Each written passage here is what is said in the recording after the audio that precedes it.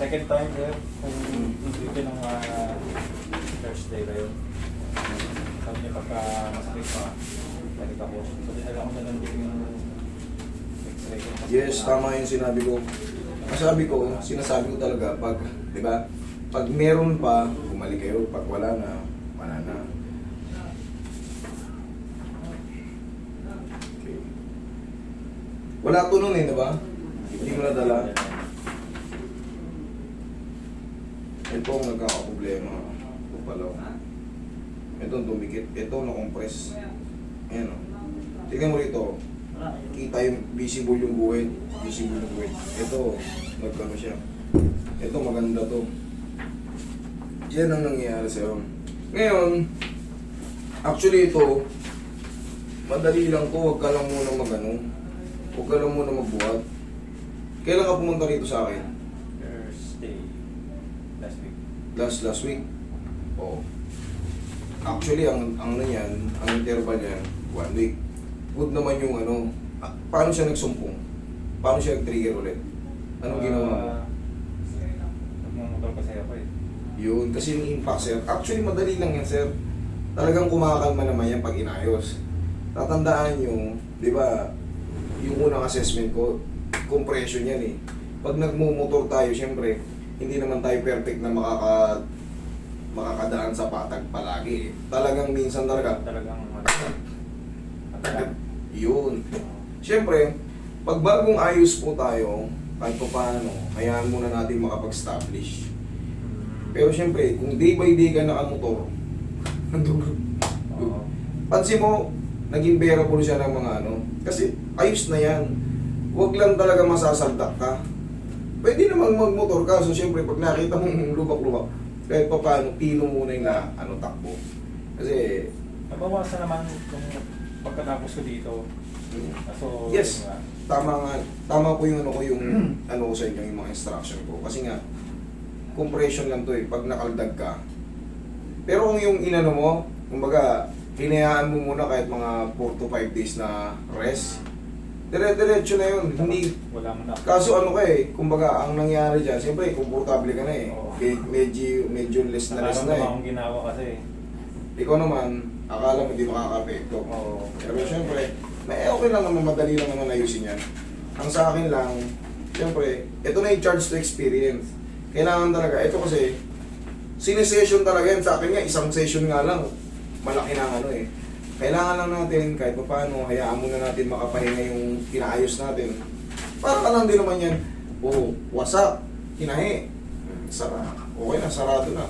Pero pag natabig-tabig yung gilid, pero kailangan madali lang yan. Ang mahalaga, pinalik mo lang sa akin, hindi mo pinakarate sa iba kasi iba yung timpla nun. Okay? Madali lang ang uso ka rito. Hindi ka lang. Yan. Madali lang naman yan. Relax na. Tapos, yung tinuro ko sa inyo, pag lower back, Ginagawa ko na yun. gano'n lang para kahit pa paano hindi kayo mauwi sa severe. Kasi marami nang pumupunta nito, talagang hindi alam yan, hindi alam yung movement na yun. Ngayon, nakatagilid na hirap na umupo, hirap na tumayo. Relax na. Yun yung severe moment. Hirap na yung paglakad. Sige. Tayo ka, sir. Ayan, at ang bumagal ka na naman, namamagana naman yung nerves mo yan. Pero madali lang yan.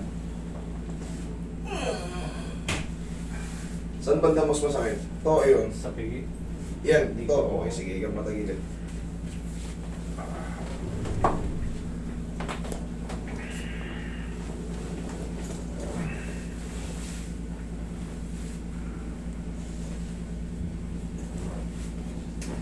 Relax lang. Other side.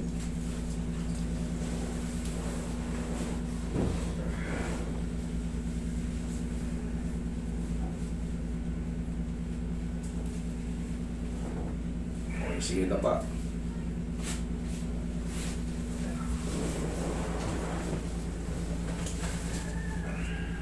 Ano po bang daily routine natin? Bukod sa pagmumotor, may binubuhat pa ba tayo, sir?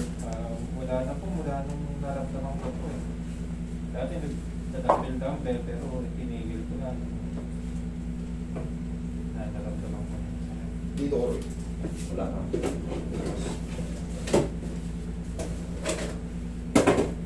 Ito. Ayun.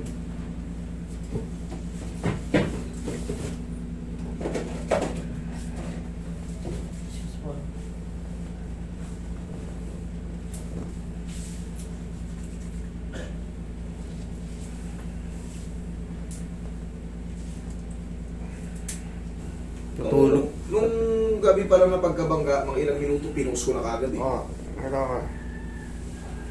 Kasi hinabol ko siya eh. Walang nagko-comment na ano. Umaga na may comment, kilala ko yan. Sige, umaga ko lang nakita na yun na slow mo eh. Mahirap yung sa unang video eh. Mabilis eh. Okay, slow mo yung sa second view. Pero sa suspecha ko na yun na talaga kasi kita ko yung kulay ng motor eh. Tupi yung gilid ko, tigas pa naman yun. Ang lakas ng salpok niya. Pag pumasok sa loob eh, no? Parang pumasok sa loob ng yung motor eh. Pumasok talaga.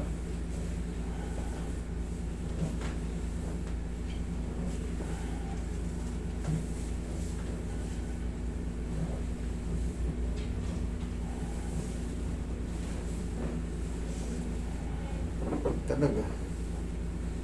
Bayaran niya. Hindi ko naman siya sisingilin. Ang gagawin niya lang, pagawa niya lang ng maayos, tapos wala akong kukunin sa kanyang pera. Umanap siya ng paggagawan kung saan siya makakamura. Hindi niya mahugot yung motor niya eh. Pumakot na sa meno, pumakot pati ngayon, no? Pumasok dun sa may gulong. Ano sa gulong, sakto yung taas ng ano, yung taas ng kotse ko. Kaya, shoot siya ron sa meno eh. Napunta na ako Sa pagitan eh. Okay ko pala. Yan, tagisa siya yung kamay.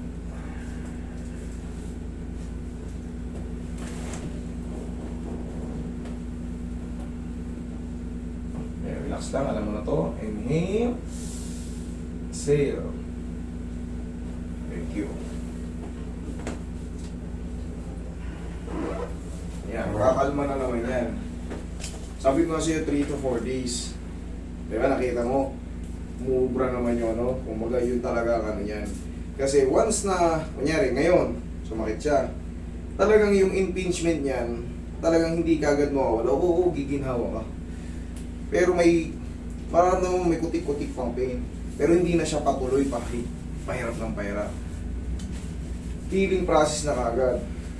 Pero syempre, nobody's perfect eh. Talagang yung mga activity natin, sa disc compression kasi, mahirap kalaban. Bakit? Yung dating ganitong disc, pag napirat, hindi na po siya nagre-regenerate na umaahon ulit, yung kumakapal siya ulit, hindi na. Nagiging tightening disc na lang siya. Kaya, sa pag bagong adjust tayo, hayaan muna natin mag-establish. Makakakilos pa rin tayo ng ano. Ako mayroon din akong ganyan. Pero syempre, bago pa lumala, alam ko na ginagawa ko. O kaya, higa ko dyan, kay Roy, papatulak ko. Unset lang siya kanton. Ayun nun. Wala nang almusal eh. Sarado yung sa may elementary. Pasko na ng pasok eh. Pag ganito ko, sakit la. Medyo. Ito may rice. O sige na lang. Ayan. Okay lang to. Okay. Sige, tagilid ka pa isa. Ayan.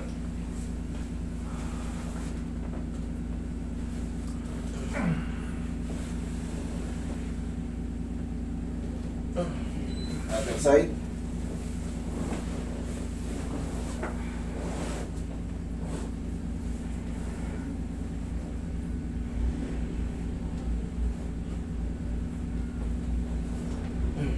Okay, sige, tiyaya ko ulit.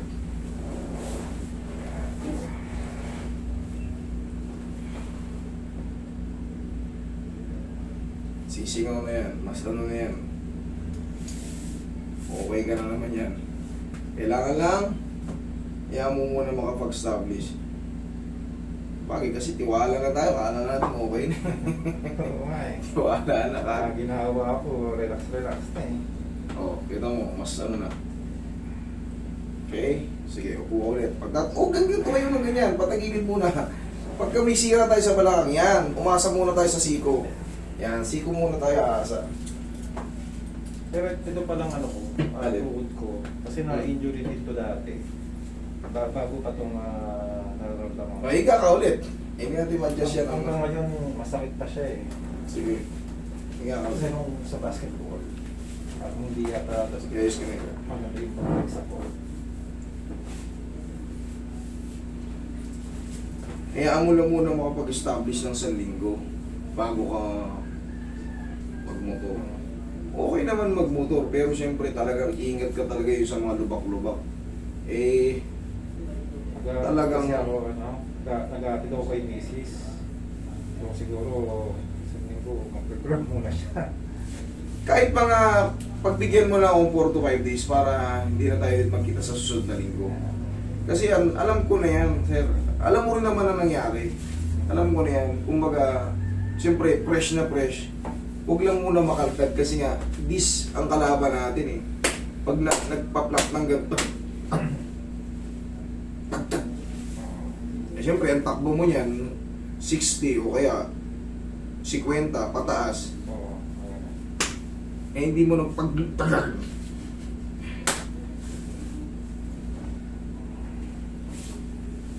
Diretso ka lang, sir. Diretso ka. Yan. Kamo magmumotor ka. Sabi na natin 1 linggo para ano naman ngayon eh. Holiday eh. Oo, Oh, yan, sakto.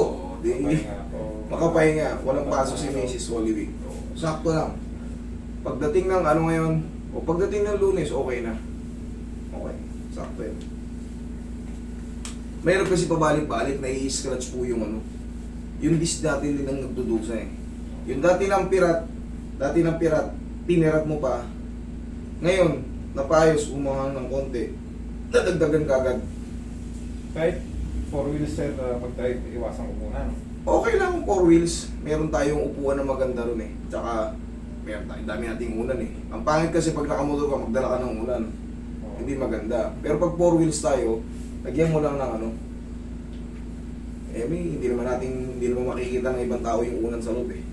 Suportahan mo lang muna. Okay? Kung saan ka komportable. Pag 4 wheels, okay lang. Tsaka mas banayad ang takbo ng 4 wheels pag nakakita tayo ng humps. Talagang humihinto tayo. Minsan kasi pag nakamotor, Diretso lang. sinusuot pa natin yung kapirasong walang humps eh. Sinasadya natin lumusot ka agad eh. Pag 4 wheels, automatic. Mag-slow down tayo eh.